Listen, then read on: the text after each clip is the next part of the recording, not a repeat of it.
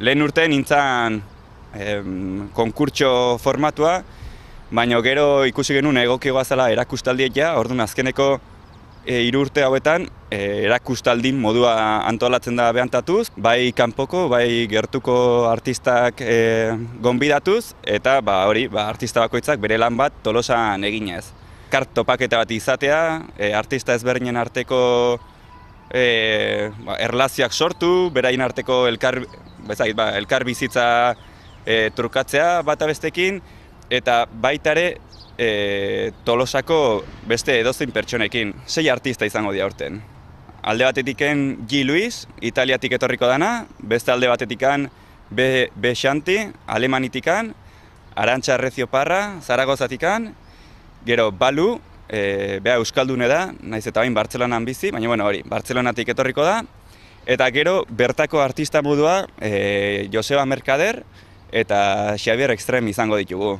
Formatu handiko paretak lortzen eta aurten bai lortu dugu lehenengo fatxada, orduan aurtengoa izango da lehenengo proba. Oiarbideko pareta hau izango da zuzenki. Gainontzeko artistak gehien bat alde zaharra o alde zahar ingurun banatuta izango die, orduan mapa txiki batzuk ere bai banatuta izango die, eta bakoitzaren kokapena zehaztuta azalduko da. Arantxa Arrezio-Parra, hau da jaialdia gonbidatuta datorren artista honek, GKO Galerin erakusketa bat montatuko du, non bere lanak aurkeztuko dian. Gero, 21 larunbata, iaz bezala, tailerra egingo da, tailer parte hartzaile bat gaztei zuzendua.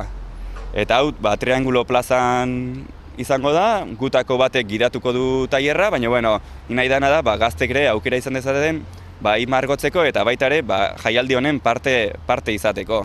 22 street food izango da, hau da, Inigo Estanga, sukaldari etorriko da, eta beak proposatzen zuena zen, jake street art edo kale interbentzio muraletan lan iken dugu, zergatik ez planteatu baita ere, kale bazkari bat. Orduan, erabiliko duguna da, justu Oiarbide aurreko belardi edo zona txiki hau, erabiliko da street fooda gauzatzeko. Egun hortan, gauez, elkarte baten afalduko dugu, ze guri oso garrantzitsu iruditzen zaiguna da, kanpoko artistak hona etortzen diren, ez etortzea margotu eta ospain, baizik eta baita ere gure bizimodue o gure ohiturak modu batea besteare ikustea. Hiritur edo ibilaldi gidatu batzuk ingo diela Tolosan zehar, bai Poliki arkitekton eskutik eta baita Manes Izagerren eskutik ere, eta beraiek ingo dutena da, Tolosan zehar ibilbidetxo batin, bai Tolosako arkitektura mailan daren eraikuntza ezberdinan ingurun hitzeinez, eta baita ere